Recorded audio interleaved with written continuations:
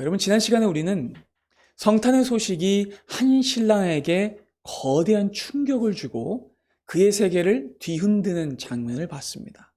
약혼녀의 임신을 소식을 들었던 요셉은 충격받았고 자기 나름의 그리고 점잖이 끊어내는 방식으로 상황을 정리해 보려고 했어요. 하지만 하나님이 천사를 통해 자기의 뜻을 알리셨죠. 요셉은 자기 앞에 벌어진 것을 정리하고 끊어낼 사건으로 봤지만 사실 그것은 감격하며 기뻐해야 할 하나님의 구원 역사였어요.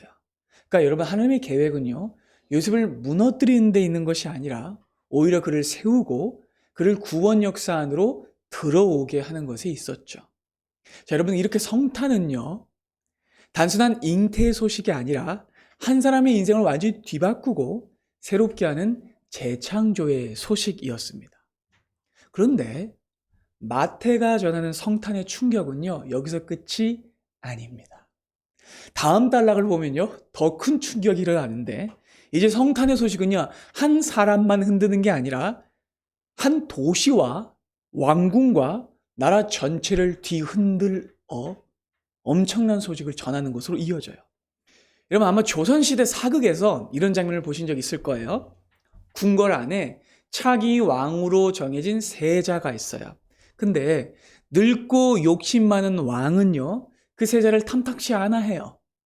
근데 무엇보다 불안한 건 이 세자의 세력 기반이 약하다는 겁니다. 그래서 훗날 세자가 왕에 오른다고 해도 통치가 쉽지 않을 것이라는 불안이 궁 전체에 깔려 있어요. 근데 이 상황에서 변수가 생깁니다. 왕이 늦은 나이에 들인 후궁이 아이를 뵌 거예요. 자, 여러분, 이건 단순한 소식이 아니죠. 후계 구도가 뒤바뀔 수도 있는 사건입니다. 그래서 그 순간부터 세자 쪽 사람들과 후궁 쪽 사람들은요, 격렬히 대치하게 되고요. 궁궐 안에 있는 모든 눈은 이 아이가 아들이냐 딸이냐로 쏠리게 됩니다. 만약 그 아이가 아들이면요, 판이 뒤집어지는 거예요. 그리고 마침내 차갑게 얼어붙은 궁궐의 분위기를 깨는 아기 울음소리가 들려옵니다. 그리고 누군가가 급히 파파파팍 뛰어와서 알리죠. 경하들이 옵니다. 왕자 아기씨 옵니다. 여러분, 이 한마디가 떨어지는 순간 궁궐의 분위기는 어떨까요? 기쁨으로 가득 차지 않아요. 아니, 혼란으로 가득 찹니다. 한쪽에는요, 환호가 터지고요. 한쪽에는요, 탄식을 내뱉고 침묵하게 됩니다. 이제 궁 안에는 한 가지 질문만 남게 됩니다. 누가 왕이 될 것인가? 여러분, 오늘 우리가 마태복음 2장에서 만나게 되는 성탄의 소식은요, 이와 유사합니다. 본문의 장면은 궁궐 안에 한 소식이 전해지는 장면인데요, 모든 사람들이 충격을 받아요. 왜냐하면 그것이 새로운 왕이 태어났다는 소식이기 때문에요. 그리고 이것이 마태가 성탄을 설명하는 방식이에요. 여러분, 벌써 제가 3주째 말씀드리고 있죠. 성탄은 우리가 생각하는 아주 예쁘고 뿌띠한 성화 그림이나 평화롭고 아기자기한 조형물의 그림이 아니에요. 여러분, 첫 성탄은요, 한 사람의 인생을 마구 뒤흔든 소식이었고요, 기존의 기득권을 완전히 붕괴시키는 어마어마한 소식이었습니다. 충격 그 자체였어요. 근데 여러분, 여기에 또 한 가지 충격적인 소식이 있는데요, 방금 예로 들었던 사극에서는요, 왕자 탄생의 소식이 어디서 들려왔어요? 궁궐 안에서. 그렇죠? 근데 여러분, 만약 새 왕이 태어나셨다라는 소식이 궁 안에서 나온 게 아니라 궁 밖에서, 그리고 심지어는 이방인들의 입술을 통해서 궁궐 안으로 들어왔다면 어떻게 될까요? 궁궐은 완전히 벼락 맞는 거예요. 엄청난 충격과 혼란과 집단 멘붕에 빠지게 되는 거죠. 여러분, 이게 오늘 본문의 첫 장면입니다. 마태는 성탄 이야기를 마구간의 낭만으로 시작하지 않고요, 멀리서 온 이방인들이 이런 질문을 던지는 것으로 시작합니다. 유대인의 왕으로 나신 분이 어디 계시냐? 라는 질문이죠. 여러분, 이 질문은 애기 어디 있어요? 라는 질문이 아닙니다. 여러분, 이 질문은 이제 왕이 바뀌게 될 것이다라는 선포나 마찬가지예요. 그래서 성경에 엄청난 소동이 일어났다라고 말하고 있는 거죠. 여러분, 성탄은요, 집안 장식을 바꾸고 이제 막 태어난 아기의 탄생을 축하하는 날이 아닙니다. 실은요. 여러분, 성탄은요, 왕좌가 흔들리는 날이에요. 성탄은요, 기존의 권력이 송두리째 뒤집어지는 날이자 내 인생의 통제권이 뒤바뀌는 날입니다. 내 인생의 왕이 바뀌는 날이에요. 그래서 마태는 이 소식을 들은 사람들을 세 부류로 구분하는데, 첫째는 그 새 왕을 찾아와서 마침내 경배한 사람들이에요. 둘째는 그 새 왕을 죽이려고 하는 악한 왕이에요. 세 번째는 그 새 왕이 왔음을 알고도 거부하는 악한 백성들입니다. 여러분은 이들 중 어디에 속해 있다고 생각하시나요?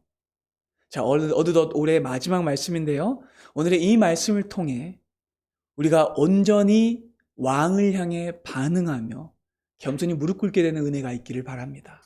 자, 여러분, 본문 안에는요, 시작부터 매우 중요한 단어가 하나 등장하는데, 근데 사실 한글 성경에는 안 나와요.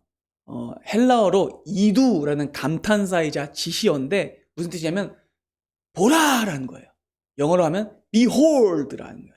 그러니까 이 단어는요, 아주 예상 밖의 일이 벌어졌을 때, 뜻밖의 사건, 아무도 상상하지 못했던 일이 벌어졌을 때 쓰이는 감탄 지시어인데, 이 단어를 저자 마태가 쓰고 있다는 거예요. 왜냐하면 방금 설명했듯이 너무나 놀라운 소식이 내부인들의 입이 아니라 외부인들의 입을 통해서 전해졌기 때문에 그래요. 어느 날 갑자기 유대의 수도인 예루살렘 왕궁에 이방 사람들이 찾아와서 묻는 거죠. 그들은 동방박사들이었습니다. 이 동방박사에 대한 설명을 일단 조금 드릴게요. 그럼 이들은 단순한 점쟁이나 점성술사는 아니에요.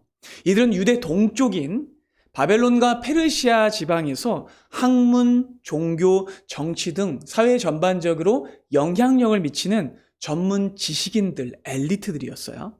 주로 이들이 했던 일은 뭐냐면 천문을 관찰하는 겁니다. 그리고 기록했어요. 그걸 보고 왕궁과 국가의 중요한 결정을 자문했던 사람들이었어요. 여러분들이 이미 아시는 것처럼 옛날에는 고대 사람들은요, 천체를 살피면서 천체의 변화가 있으면 이 땅에서도 거대한 변화가 있을 것이다라고 이야기했었죠. 이를테면 왕권의 교체나 왕국의 교체 같은 일 말이죠. 어느 날 이 사람들이 천체를 관측하다가 범상치 않은 별을 본 겁니다. 그리고 이 별이 뜻하는 것이 유대 땅에 오래도록 약속되었던 왕이 태어나셨다는 소식이라는 걸 그들은 알게 됐어요. 그렇다면 여러분, 그 별은 어떤 별이었을까요? 그러니까 이 별을 설명하기 위한 여러 시도가 있었어요. 예수님의 탄생 즈음에 있었던 혜성이다. 아니다. 예수님의 탄생 즈음에 있었던 초신성이다. 아니다. 예수님의 탄생 즈음에 있었던 800년마다 한 번씩 일어나는 목성과 토성의 정렬이다. 라고 말하면서 그 별이 뭔지를 사람들이 알려고 했었어요. 여러분은 어느 쪽인 것 같으세요? 여러분, 중요한 건 저자 마태가 거기에 별 관심을 두지 않는다는 거예요. 이게 중요합니다. 여러분, 마태의 의도는 별의 정체를 밝히는 데 있지 않고요, 동방박사들의 이름을 밝히는 데 있지 않고요, 심지어는 예물의 세세한 의미를 밝힌 데도 있지 않아요. 그럼 마태의 관심은 어디에 있을까요? 그 별이 무엇이었든지 간에 하나님이 그 사인을 통해 이방인들을 움직여 새로운 왕을 찾아오게 하셨다는 게 핵심인 거예요. 이런 본문의 후반부를 보면요, 이 별은 단순한 관측 대상이 아니라 이제는 그들을 직접 인도하는 별로 나타나는데, 이를 통해서 우리가 유추해 볼 수 있는 거는 동방박사들이 베들레헴으로 발걸음을 옮긴 후에는 직접적으로 이 별이 그들을 인도했을 거라는 거예요. 그리고 이 장면은 꼭 옛날의 한 장면을 떠오르게 합니다. 마치 출애굽한 이스라엘 백성들이 불기둥과 구름기둥을 그들을 이끌어갔던 것을 생각나게 해요. 그리고 이때도 여전히 핵심은요, 이 별이 어떤 별이었냐가 아니에요. 하나님이 그들을 새로운 왕에게 인도하셨다에 있어요. 자, 여러분, 성경은요, 점성술을 권장하지 않습니다. 별을 따라가라고 무조건 말하지 않아요. 그러니까 여러분, 하나님은요, 그들이 이해할 수 있는 방식으로 말씀하셨던 거예요. 그래서 새로운 왕이 태어나셨다는 걸 전했죠. 자, 여러분, 그리고 이들이 동방에서부터 왔다고 하는데 출발지를 어디로 보느냐에 따라서 조금씩 달라질 수는 있지만 적어도 1500km 이상 됐을 거라고 생각해요. 여러분, 그리고 이 당시에 이 정도 거리면요, 짧게는 3달, 길게는 반년 걸립니다. 엄청난 여정이에요. 산을 넘고 강을 건넜고요. 그리고 진짜 사막을 지나왔어요. 그리고 이들은 낯선 지역을 통과해야 했고요. 위험을 감수해야 했습니다. 그렇기 때문에 여러분, 이들은요, 단순한 여행객이 아니라 사절단의 규모를 가지고 있었을 거예요. 생각해 보세요. 2000년 전입니다. 값비싼 예물을 가지고 여러 국경을 넘어가는데 소수로 이동할 수 없어요. 그렇죠? 여러분, 수행원들과 경호원들이 붙어야만 이들은 제대로 이동할 수 있어요. 사절단의 방문이었을 겁니다. 그러니까 동방박사 세 사람이라는 노래와 그런 인식은 예물이 세계이기 때문에 우리에게 인식된 단순 해석인 거예요. 그 다음에 여러분, 이들은 왜 그 먼 길을 왔을까요? 그들의 말이 답입니다. 2절 보겠습니다. 유대인의 왕으로 나신 이가 어디 계시냐? 우리가 동방에서 그의 별을 보고 그에게 무엇을 하러요? 경배하러 왔노라입니다. 그들은 천문학자이기 때문에 온 게 아니었어요. 그 별이 너무 신기해서 온 게 아니었어요. 정보를 확인하려거나 유대 왕궁을 구경하기 위해 온 게 아니었어요. 그들은 유대인의 왕을 경배하기 위해 왔습니다. 그리고 그들은 그 왕을 진정한 왕으로 인정하기 위해 자기의 시간과 비용과 위험을 걸고 진심을 다해 그 왕에게 엎드리기 위해 왔어요. 그리고 이들의 모습은요, 예루살렘 성 안을 통째로 뒤흔들어 버립니다. 여러분 보세요. 언약 백성들, 내부인들은 아무것도 모르고 그냥 현실을 살아가고 있는데 아주 머나먼 땅에서 수많은 위험을 무릅쓰고 수많은 비용을 들여서 이방인들이 유대인들의 왕을 찾아온 거예요. 그리고 이 모든 모습은 상황과 환경을 따지며 편리한 신앙생활을 하길 원하는 내부인들과 우리를 부끄럽게 만들어요. 여러분, 이들은 이스라엘 사람들이 아니었어요.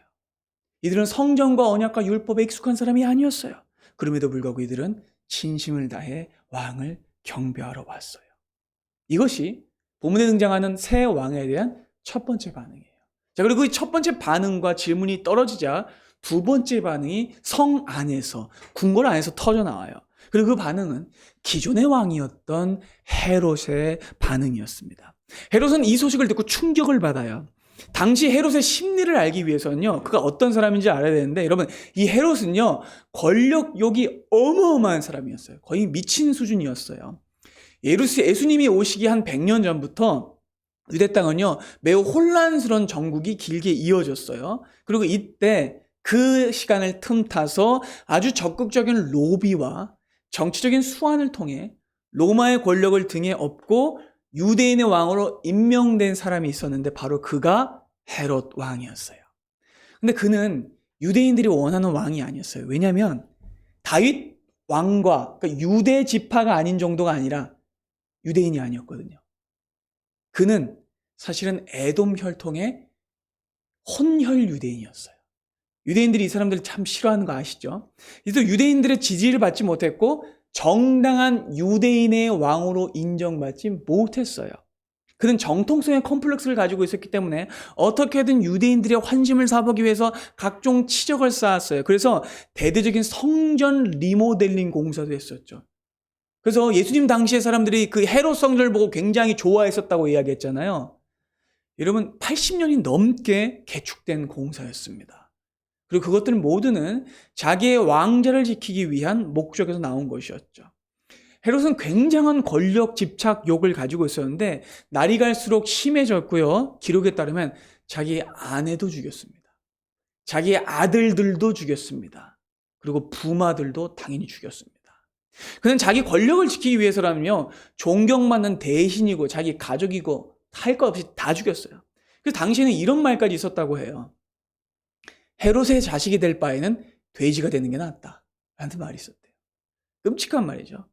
근데 그랬던 헤롯이기 때문에 갑작스럽게 왕궁을 찾아온 이방인들이 뭐라고 말해요?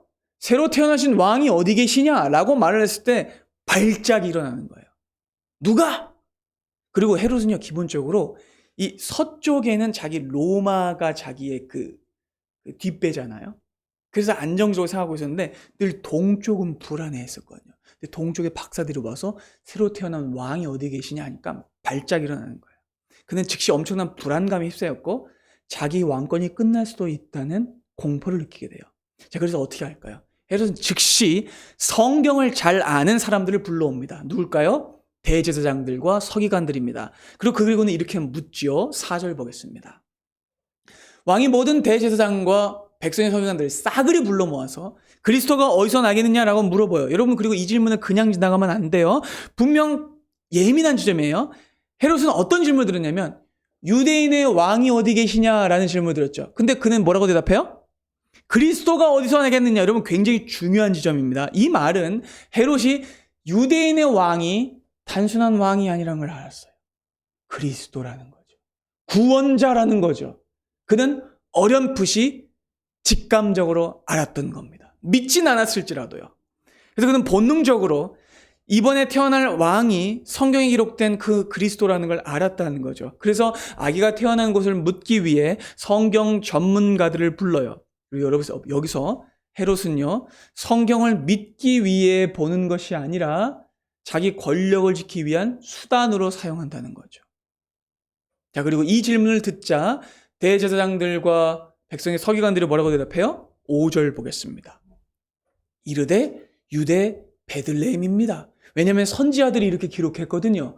또 유대 땅 베들레헴아, 너는 유대 고을 중에서 가장 작지 않다.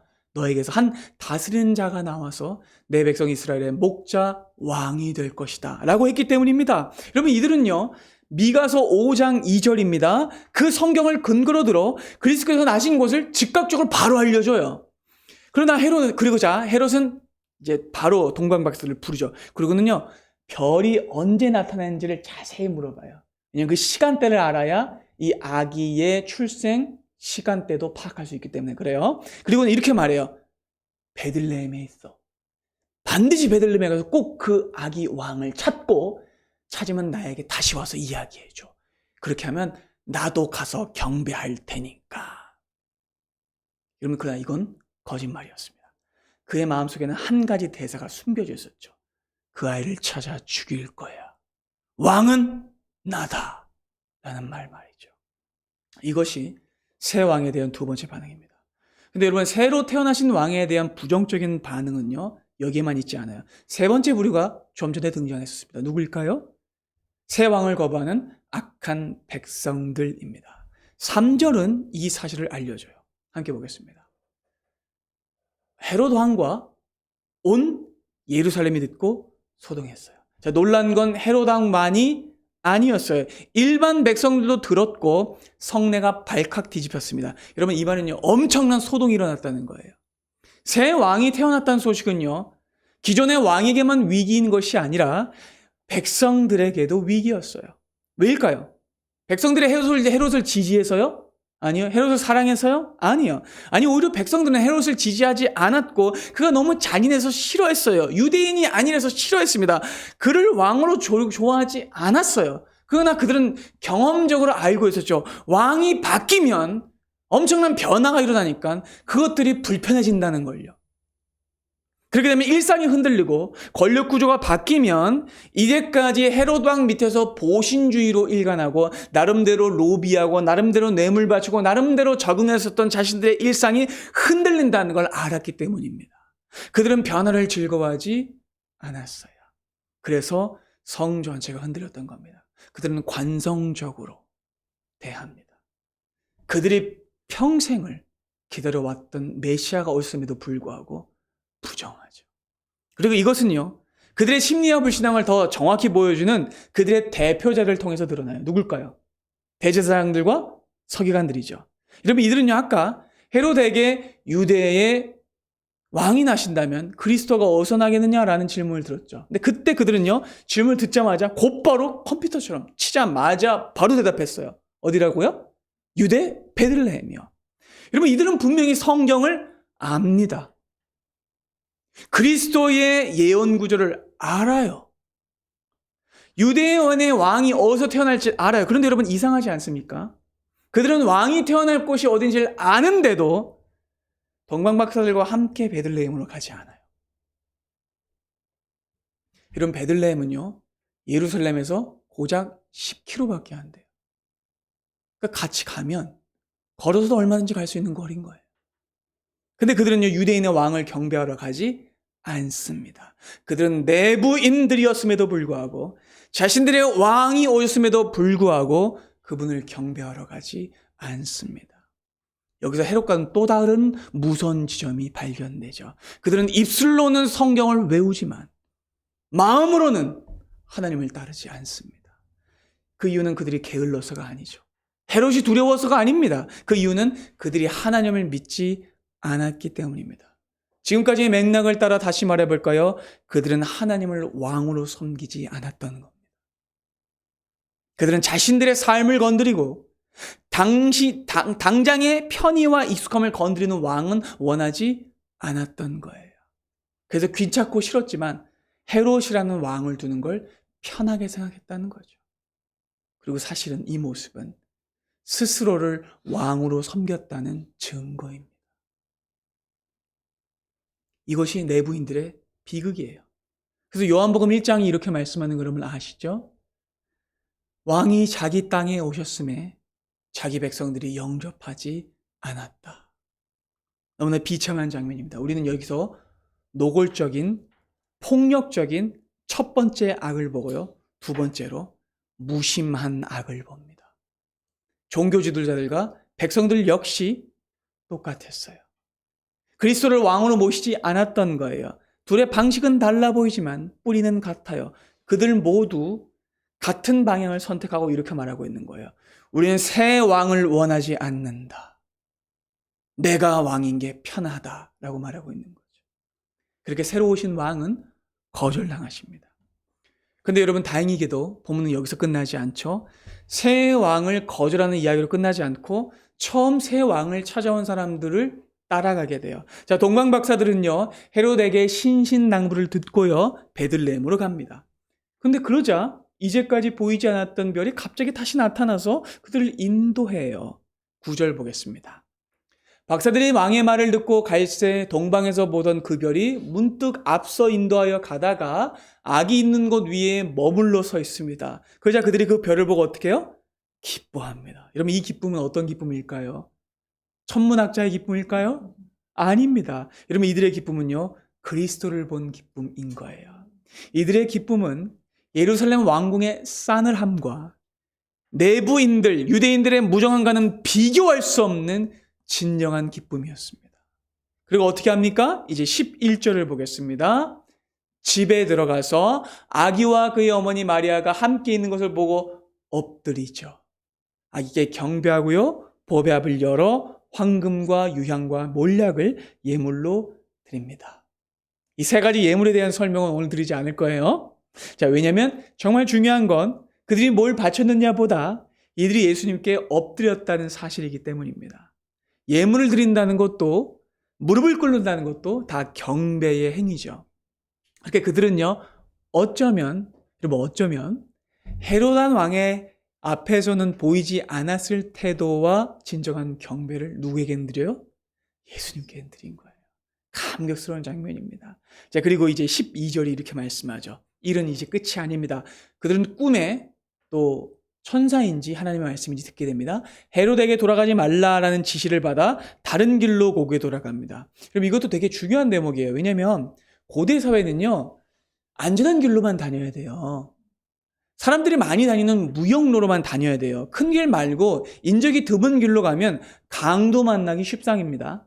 근데 여러분 하나님이 꿈에 헤롯에게로 돌아가지 말라고 하고 예루살렘에서 나 있는 대규모 무역로로 가지 말라고 하시는 거예요. 그러자 박사들은 그 말씀을 따라가요. 그거 여러분 무슨 뜻일까요?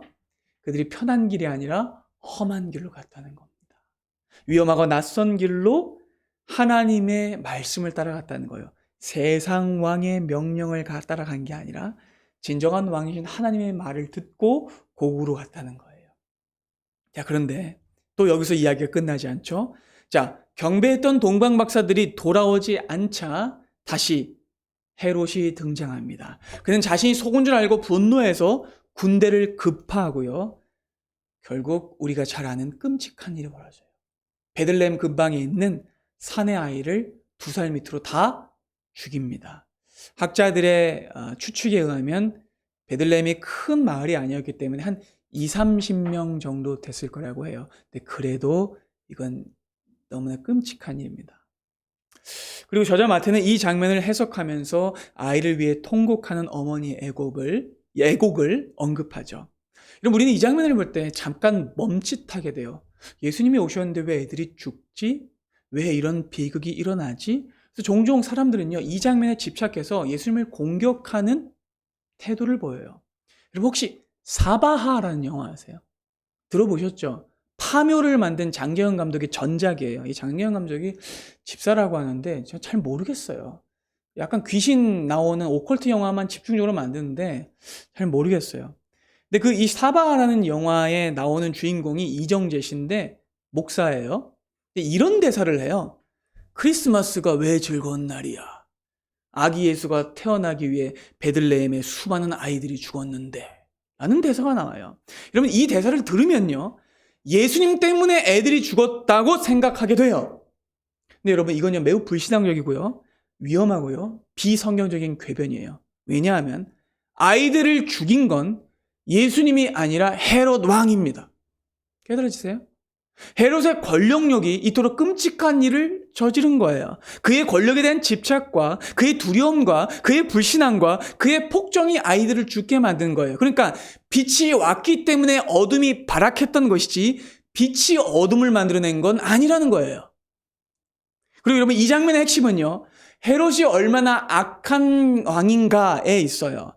헤롯은 백성을 살리는 왕이 아니라 죽이는 왕입니다. 그것을 조명하는 게 본문의 목적이에요.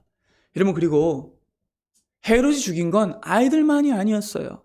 그는 공개 처형과 대규모 학살을 즐겼던 사람이었습니다. 사실 이 영아 살인 사건은요, 헤롯이 그가 다스리는 기간 동안 일으켰던 학살에 비하면 아주 사소한 수준이었어요. 그래서 기록도 안 남는 거예요. 더 끔찍한 실제 역사를 제가 말씀드릴게요. 이런 헤롯은요, 자기가 죽을 때가 되자 불안해졌어요. 그래서 특히 그가 뭐가 불안했냐면 자기가 죽었을 때 자기를 위해서 애곡해줄 사람이 없다는 게 불안했던 거예요. 그래서 그는 유언을 남기는데 유대 전역에서 가장 저명한 유대인 지도자들과 유력 인사들을 전부 잡아오게 해요. 그래서 그들이 어디에 가뒀냐면 여리고에 있는 전차 경기장에 가둡니다. 자, 그리고 이들의 수를 추측해보면 몇백 명이 됐을 거라고 합니다. 그리고 뭐라고 말했냐면 자기가 죽으면 그 즉시 그 사람들을 다 죽이라고 했어요. 자, 그러면 어떤 일이 일어날까요? 그들의 가족들이 울게 되죠. 그 애곡이 자기를 위한 애곡처럼 들리게 하겠다는 거예요. 완전 미친 사람이에요. 헤롯은 이런 왕이었습니다. 그는 죽이는 왕이었고요, 미친 왕이었고요, 생명을 하찮게 여기는 왕이자 백성을 죽이고 진정한 왕까지 죽이려 했던 왕이에요. 근데 여러분 마태복음은 이렇게 말씀합니다. 이런 잔인하고 미치광이인 왕이 다스리던 시대에 새로운 왕이 태어나셨다고요. 그리고 그분은 죽이는 왕이 아닙니다. 그분은 잔인한 왕이 아닙니다. 그분은 백성을 피해를 입히는 왕이 아닙니다. 아니 오히려 마태가 소개하는 왕은요, 이 비극의 한복판에서 가장 연약한 자리로 내려가는 왕이자 일반 백성보다 더 낮아지신 분입니다. 본문의 후반부를 보면요, 예수께서는 왕이심에도 불구하고 피난을 가십니다. 여러분 그분은요 애굽으로 내려가시는데 무려 난민이 되세요. 쫓겨나가시는 겁니다. 이미 하늘 보좌를 떠나 이 땅의 가장 낮은 자리인 짐승의 구유까지 내려오신 그 왕께서 또다시 자기 땅에서조차 피난당하시는 거예요. 여러분 그러나 그분의 인생은요 도피로 끝나지 않았습니다. 그분은 살기 위해 도망치신 것이 아니라 죽기 위해 잠깐 자리를 피하셨던 거예요. 그리고 그분은요 마침내 건장한 청년으로 자라나셔서 모두를 살리기 위해, 백성들을 살리기 위해 예루살렘 성 안으로 들어오셨습니다. 근데 그러면 그때도 주님은요 궁으로 가지는 않으셨어요. 아니 오히려 그분은요 그 즉시 대제사장들과 서기관들에게 모함을 받으셨고요, 자기 백성들의 손에 잡히셨으며 채찍에 맞으셨고 끔찍한 고통을 당하셨습니다. 그리고 난 뒤 그분은 모든 사람의 통곡과 눈물과 죽음을 짊어지고 홀로 우시면서 십자가로 걸어 올라가셨습니다. 보세요, 여러분. 헤롯은 남을 죽여서라도 자기는 살려고 했던 왕이었어요. 그는 자기의 왕권을 지키기 위해 수많은 생명을 빼앗았고 어린아이까지 죽이는 자였습니다. 그는 왕이라고 부릴 수 없는 자였죠. 그러나 예수께서는 모두를 살리기 위해, 그리고 자기 백성들을 죄에서 구원하시기 위해 홀로만 피를 흘리셨습니다. 그분은 폭군이 아니라 우리를 살리기 위해 죽으러 오신 진정한 왕이십니다. 여러분, 정말 놀랍게도요, 마태복음 안에는 이 저자 마태가 의도적으로 심어둔 복성과 장치들이 있어요. 여러분, 예수님이 태어나셨을 때 멀리서 이방인들이 와서 이렇게 물어봤습니다. 뭐라고 물어봤어요? 유대인의 왕이 어디 계시냐? 근데 여러분, 마태복음의 끝에 가면 예수님이 죽으실 때 같은 호칭이 불려집니다. 이번에는요, 입으로만 전해지는 게 아니라 아예 글로 써져서 그분의 머리 위에 붙여졌죠. 마태복음 27장 보겠습니다. 그 머리 위에 이는 유대인의 왕 예수라 쓴 죄패를 붙였죠. 전율이 일어난 장면입니다. 그리고 이 글 역시 이방인의 손으로 쓰여진 것이었습니다. 물론 빌라도는 동방박사들과 달리 예수를 믿지 않았고 경배하지도 않았습니다. 그는 악한 이방인이었고 예수님을 조롱하기 위해 이 글씨를 썼던 거예요. 유대인들을 비꼬기 위해 이 글씨를 썼던 거예요. 그러나 이 명패를 십자가 위에 붙임으로써 그의 악한 의도와는 달리 온 우주에 그분의 정체가 확실히 선포된 거예요. 유대인들은 예수님을 자신들의 왕이 아니에요 라고 말했어요. 오직 가이사만 우리의 왕입니다 라고 말했어요. 그러나 그들 앞에 이렇게 쓰여졌어요. 이분이 유대인의 왕이다. 그분은 자기를 부인하고 저주하는 악하고 무지한 백성들, 그 내부인들을 위해 죽으신 진정한 왕이십니다. 그리고 이 십자가의 마지막 장면을 보면 이 역설이 더 강렬하게 등장해요. 그리고 예수님이 죽으셨을 때 십자가 밑에서 예수님이 왕이시라고 고백한 한 사람이 있었어요. 여러분, 그 사람이 어떤 사람이었는지 아시나요? 그 사람은요, 유대인이 아니었어요. 이번에도 이방인이었습니다. 27장 54절을 보겠습니다. 백부장관 및 함께 예수를 지키던 자들이 지진과 그 일어난 일을 보고 심히 두려워하여 이렇게 말합니다. 이는 진실로 하나님의 아들이었도다. 여러분, 이것이 마태복음이 처음부터 끝까지 우리에게 전달하는 진리입니다. 이것이 복음이에요. 유대인들은 그분을 거절했지만 하나님은 이방인의 입술을 통해, 그리고 십자가의 그 명패를 통해 그분이 유대인의 왕임을 증명하셨죠. 그리고 그분은 진정한 섬김을 통해 자신이 왕 되심을 드러내셨습니다. 여러분, 오늘 우리가 이 말씀의 첫 장면에서 놀라운 섬김의 장면을 봤어요. 그리고 그건 정말 뜻밖의 장면이었죠. 알지도 못한 사람들이 저 멀리 동방에서 이방인의 신분임에도 불구하고 하나님의 뜻을 따라 산을 건너 물을 건너 새로 태어나신 왕에게 경배를 했고요. 그리고 아주 값진 선물을 드렸어요. 황금, 유향, 몰약이죠. 그리고 우리는 이 장면을 보고 동방박사의 헌신에 감동할 수 있습니다. 여러분, 동방박사는 본문의 주인공이 아니죠. 이들도 그림자입니다. 그 다음에 여러분, 오늘 본문이 진정으로 드러내고 있는 분은 누구일까요? 우리를 진정으로 섬기러 엄청나게 먼 길을 떠나오신 진정한 왕 예수이십니다. 여러분, 예수님의 여정을 생각해 보세요. 박사들은 예수님을 찾아 동방에서 왔지만 예수님은 우리가 아직 죄인 되었을 때에, 우리가 그분을 알지도 못할 때에 가장 존귀한 신분과 하늘 보좌를 버리고 측량할 수 없이 먼 길을 떠나 그 우주를 건너 인간보다 낮은 자리에 내려오셨습니다. 그리고 그분은 황금, 유향, 몰약과는 비교할 수도 없이 귀한, 우주에 단 하나밖에 없는 가장 존귀한 왕의 생명을 우리를 위해 주셨습니다. 박사들의 수고도 귀하지만 우리 주님이 우리에게 주신 헌신과 사랑에 비하면 아무것도 아닌 거예요. 주님은 우리에게 구원을 주기 위해, 자기를 주기 위해 오셨습니다. 그러면 오늘 본문에서 박사들은 이렇게 질문했죠. 왕이 어디 계시냐? 그분이 주신 선물은 바로 이 질문을 통해 명확해집니다. 여러분, 그분이 계신 곳이 어디입니까? 왕궁이 아닙니다. 베들레헴입니다. 그분이 계신 곳이 어디입니까? 왕좌가 아닙니다. 짐승의 구유입니다. 그분이 계신 곳이 어디입니까? 빛나는 보좌가 아니라 저 피비린내 나는 십자가입니다. 왕궁 밖 가장 더러운 곳, 범죄자들이 처형당하는 형벌의 장소에 여러분의 왕이 계십니다. 그 이유는 사탄이라는 진정으로 악한 왕의 손에서 우리 모두를 구하기 위해서였습니다. 그분이 거기 계셨기에, 그분이 왕자가 아닌 십자가에 오르셨기에 우리가 나음을 입었고 평화를 누리게 되었습니다. 여러분들의 왕은 지금 어디 계십니까? 여러분들의 왕은 누구십니까? 정말 여러분들의 왕이 가장 낮은 자리에 오셔서 십자가에 달리신 그분이 맞습니까? 혹시 여러분들의 왕이 여러분 자신은 아닙니까? 높은 자리, 이름나는 자리, 현실적인 만족과 자기를 원하는, 자기 자신의 성공을 원하는 예루살렘의 왕궁 같은 곳은 아닙니까? 여러분 기억하십시오. 여러분들의 왕은 십자가에 계신 그분입니다. 오늘 이 시간 이 말씀을 통해 2025년 한 해를 돌아봤으면 좋겠어요. 입술로는 예수 그리스도를 왕이라고 말하면서 실제로는 그분을 배척하고 무시하고 외면하지는 않았는지 우리는 돌아봐야 합니다. 사랑하는 여러분, 성탄은요, 여러분들의 왕권이 끝났다는 소식입니다. 성탄은, 그리스도의 오심은 여러분이 더 이상 여러분들의 삶의 주인이 될 수 없다라는 말입니다.